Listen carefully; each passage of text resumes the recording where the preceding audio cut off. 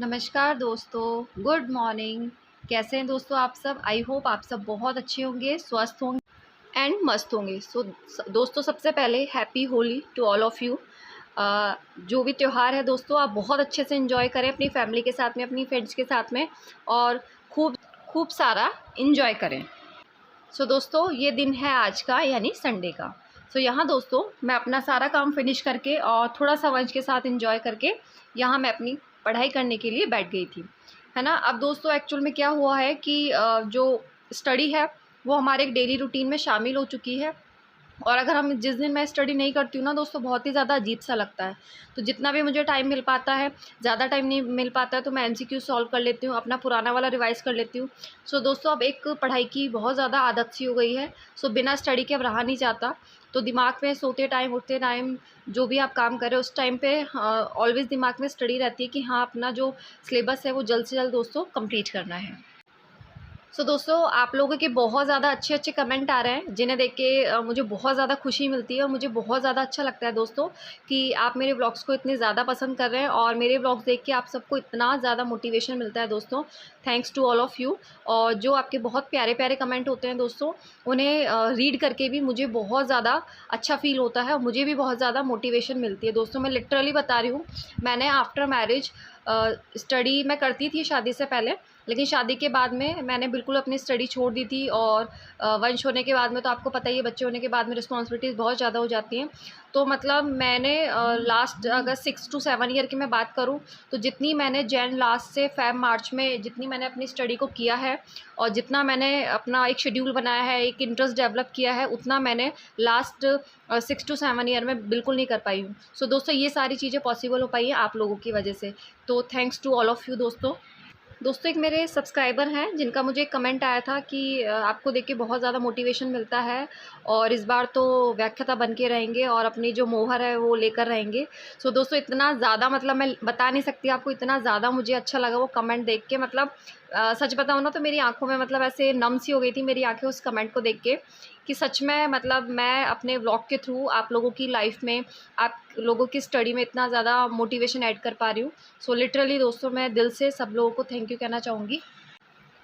दोस्तों मुझे यूट्यूब की एक बहुत अच्छी बात लगी कि यहाँ पे देखा जाए तो किसी से कोई कंपटीशन नहीं होता है। यहाँ पे लोग खुद के साथ-साथ काफ़ी लोगों को भी मोटिवेट करते हैं और एक सही राह दिखाते हैं। एक्चुअल में देखा जाए तो दोस्तों जो लोग फर्स्ट टाइम स्टडी करते हैं, जैसे हमने भी जब अपने टाइम में स्टार्ट की थी, तो हमें एक्चुअल में कोई गाइड करने वाला नहीं था और मैं तो अपने घर में सबसे बड़ी थी। तो मुझे तो ABCD कुछ भी नहीं पता था, कहाँ से क्या होता है, क्या नहीं होता, कहाँ से लर्न करना है, कौन-सी बुक अच्छी होती है ना? और उस टाइम पे इतना ज़्यादा यूट्यूब वगैरह भी इतना ज़्यादा चलन में नहीं था। तो हम लोग हमेशा मिसगाइड ही रहे हैं। हमने जिसका जैसा देखा हम वहीं पे बह गए। हमने कभी किसी की प्रिपरेशन की, कभी कोई सी बुक स्टार्ट की, किसी फ्रेंड ने या किसी और ने कोई बुक ली है तो हमने भी वो बुक ले ली, है ना? हमें इतना कोई गाइड करने वाला नहीं था। लेकिन दोस्तों मैं सच बता रही हूँ, यूट्यूब का जो प्लेटफ़ॉर्म है वो इतना ज़्यादा अच्छा है कि आप किसी भी चीज़ के लिए यहाँ पे, आपको इन्फॉर्मेशन चाहिए, आप किसी चीज़ की जानकारी लेना चाहते हो तो आप इजीली ले सकते हैं। अभी जो दोस्तों मेरे पास बुक का कलेक्शन है, लिटरली इतनी ज़्यादा अच्छी बुक है और मतलब बुक सारी अच्छी होती है। देखिए मैं ऐसा नहीं मानती हूँ कि कोई ऑथर कुछ गलत बुक लिखते हैं। देखिए सबका अपना लिखने का तरीका होता है और अपना सबका एक समझने का तरीका होता है ना। लेकिन कुछ ऐसी ऑथेंटिक बुक्स होती हैं जो पर्टिकुलर एग्ज़ाम के पॉइंट ऑफ व्यू से बहुत ज़्यादा अच्छी मानी जाती हैं। जो भी बुक्स मैंने आप लोगों के साथ में शेयर की हैं दोस्तों, यकीन मानिए बहुत ज़्यादा अच्छी बुक है। ठीक है, अभी हमारा काम है सिर्फ हमें उनको अपना रीड आउट करना है, उन्हें अच्छे से रीड करना है और अपने MCQs के थ्रू उनकी हमें प्रैक्टिस करनी। एक मेरी फ्रेंड है, सब्सक्राइबर है, उनका एक कमेंट आया था कि मैम जो हिस्ट्री है, जो फर्स्ट वाला पेपर है वो ठीक से लर्न नहीं हो पा रहा है, किस तरीके से लर्न करें।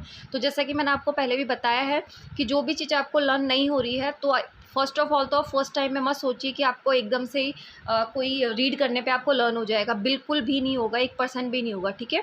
जब तक आप उसे 2 टू 3 टाइम रीड आउट नहीं करेंगे, जब तक आप उसके MCQ सॉल्व नहीं करेंगे, वो पोर्शन आपको प्रिपेयर नहीं होगा, है ना। आज अगर हमें कुछ क्वेश्चंस लर्न हो पा रहे हैं, वो इसीलिए हो पा रहे हैं कि हम उस पर्टिकुलर बुक को, पर्टिकुलर टॉपिक को 2 टू 3 टाइम हम ऑलरेडी पढ़ चुके हैं, है ना। और उसके लॉट्स ऑफ टाइम हम उसके MCQ सॉल्व कर चुके हैं, टेस्ट सीरीज़ हम कर चुके हैं। दैट्स वाई हम उसके जो क्वेश्चंस हैं वो लर्न कर पा रहे हैं। एक्चुअल में क्या होता है, जब भी हम कोई टॉपिक रीड कर रहे हैं, कोई एमसीक्यू सॉल्व कर रहे हैं, तो वन टाइम में कुछ ऐसी क्वेश्चंस होते हैं, कुछ ऐसे फैक्ट्स होते हैं, वो हमें लर्न होते हैं, है ना। और सेकंड टाइम में करेंगे तो कुछ और फैक्ट्स हमें लर्न होंगे। तो धीरे धीरे करके हमें कुछ चीज़ें लर्न होती जाती है। एकदम से अगर हम बोलें तो एकदम से हमें कुछ भी लर्न नहीं होता है।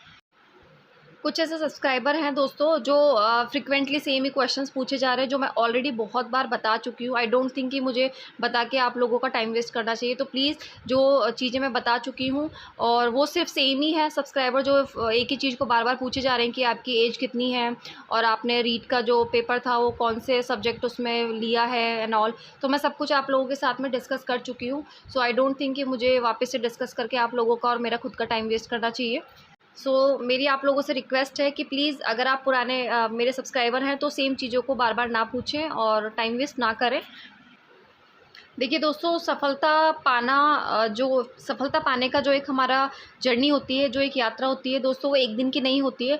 उसके लिए हमें बहुत टाइम तक मेहनत करनी होती है, तब जाके हम उम्मीद कर पाते हैं कि हमें सफलता मिल पाएगी या नहीं। ठीक है, ये टोटली डिपेंड करता है कि हम किस तरीके की मेहनत कर रहे हैं और कितने दिनों तक हम मेहनत कर रहे हैं। ठीक है, अगर आप किसी एक दिन 8 से 10 घंटे की स्टडी कर रहे हैं, उसके बाद आगे आने वाले आप 5 to 10 डेज़ तक कुछ भी नहीं पढ़ पा रहे हैं या कम पढ़ पा रहे हैं, तो देखिए इस तरीके की जो आपकी जर्नी है वो मैं नहीं मानती कि आपको सफलता दिला पाएगी, है ना।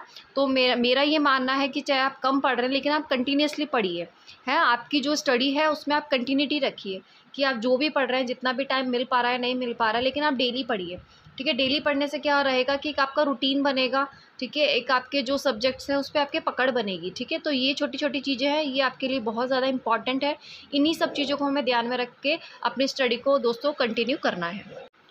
बीच बीच में दोस्तों हो जाता है सम टाइम कि मैं वीडियो पोस्ट नहीं कर पाती हूँ। सम टाइम होता है कि नेटवर्क इशू हो जाता है, कभी कभी होता है कि मैं एडिटिंग नहीं कर पाती हूँ, थोड़ा बिजी हो जाती हूँ उस वजह से।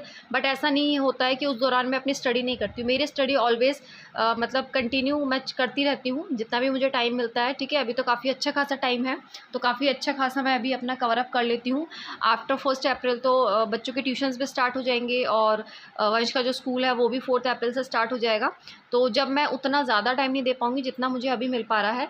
ठीक है, तो मैं ट्राई कर रही हूँ कि मैं अपना अच्छा वाला जो पोर्शन है, इन्हीं जो बचे हुए दिन हैं उसमें मैं अपना अच्छा से अच्छा जो सिलेबस है वो कंप्लीट कर लूँ। दोस्तों प्लीज़ आप एक चीज़ को ध्यान में रखिए कि वैकेंसी डेफ़िनेटली आएगी, हमने सबको पता है कब आएगी उसकी कोई श्योरिटी नहीं है ना।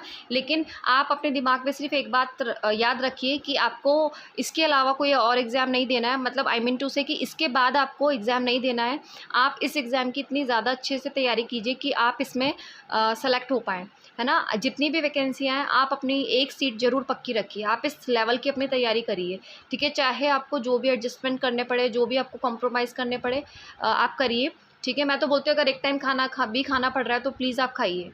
ठीक है, अगर एक सब्जी को 2 टाइम खाना पड़ रहा है बिल्कुल आप खाइए। ठीक है, अगर आपको नहाना स्किप करना है आप बिल्कुल स्किप कर दीजिए। ठीक है, आपको छोटे मोटे जो भी मेरी बहनें हैं जो हाउसवाइफ हैं या जिनके बच्चे हैं, तो अगर आप जैसे क्लीनिंग वगैरह में पोछा वगैरह अगर आप मिस कर सकते हैं, मतलब जो भी है जैसे भी आपको कंफर्टेबल लगे तो प्लीज़ आप स्किप करिए।